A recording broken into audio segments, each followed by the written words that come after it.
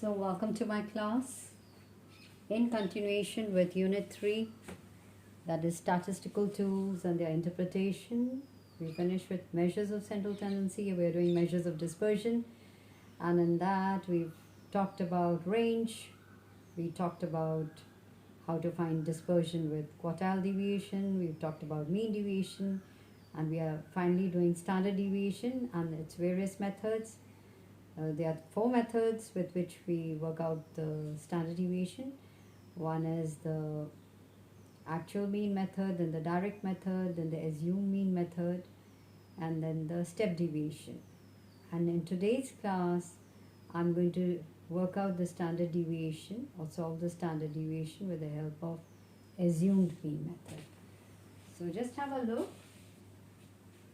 So in this, we also call it the actual, the shortcut method, the actual mean method. Okay, now I've taken the same numerical and as I took it for the various other, for the actual mean method, the direct method, I'm using the same illustration. So calculate standard deviation from the following data. Now we're going to just calculate the standard deviation from the following data. So in this, what we have to work out is just assume a mean. Take an average, you have to assume a mean. That means you have to decide on a mean. So we've taken 35 as an assumed mean. From where? That's important. Why? From where did I take 35? Again, first things first, as we get the marks, as we get these continuous series or the class interval marks, we must make sure that we convert them into mid values. And then it becomes just like discrete series. As simple as that.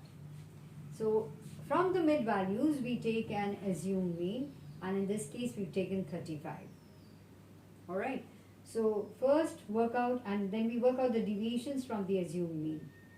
So for example, 15 minus 35 is minus 20, 25 minus 35, 30. First I write down all the mid values, then I'll minus with the assumed mean. This is how I write them down, and then I get whatever.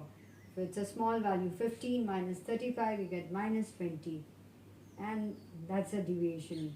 Then minus 10, 0, 10, 20, 65 minus 35 is how much? Yes, 30, 75 minus 35 is what? 40. So all of this we'll do. And in the next column, what I want you to do is you square up the deviations, d square, and put it as d square.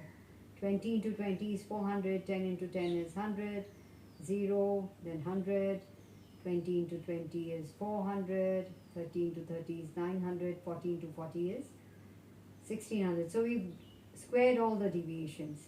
And now we come to what we really want to do. In the formula, you see, we have to get f into d square. This is what we will get. We also have to get f into d. We'll sum them up later. So let's just take the first one, f into d. So what do?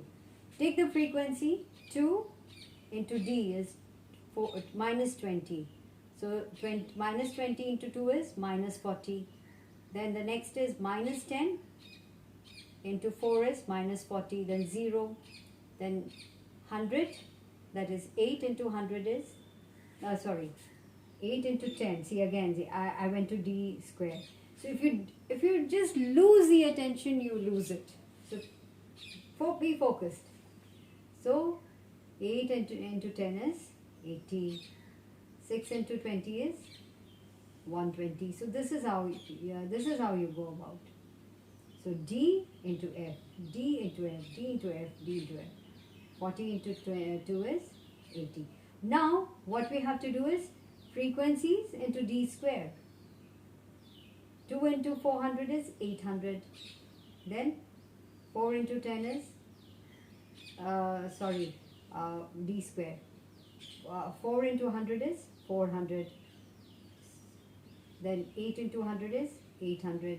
6 into d square and frequency. D square and frequency.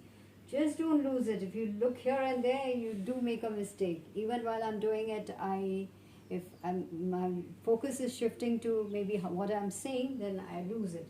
So be very vigilant and be focused.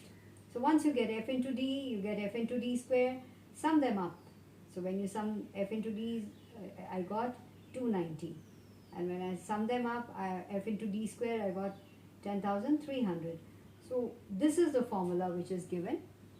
So standard deviation is under root sigma f into d square upon sigma f minus sigma f into d upon sigma f the whole square. So again under root, just put the values. This was sigma f d square, put it here. What is sigma f? 29. So minus, what is this 290? It is sigma f d. From here I put it there, and minus divided by 29. So I work it out, I get this, then I work it out. So again, under root is this, so I'll find out the square root. It is standard deviation is 15.97. So that is the standard deviation. Alright. So in this, they generally, when you are doing the assume mean method, they don't normally in a question, they don't ask you to find out the coefficient too, if the numerical is for 3 marks or 4 marks. But in case it is say for 3 marks, if it's for 4 marks, perhaps they'll ask you coefficient also. Then in that case you have to find out the actual mean. So actual mean is what? Mean is equal to sigma f into m divided by sigma f. So you find out the mid values, f into m, this is how you get. Alright, so you write down the sigma f into m, and which I haven't made this time. I haven't made it. Comes to 3 when you work it out. In my previous class we did that. So I'm just going to show you. You get another thing as f into m, and then you get sigma f into m, and that comes to 1305 divided by 29. That is 45. So when you get standard deviation divided by 45, that is coefficient of standard deviation is 0.355. So that is how you will do it. And again, let me repeat it once again. Please do this in your notebooks right now as I've explained. Listen to it once again and then open your books, do the illustration given there, and go to your exercise and do one numerical based on the shortcut method in standard deviation.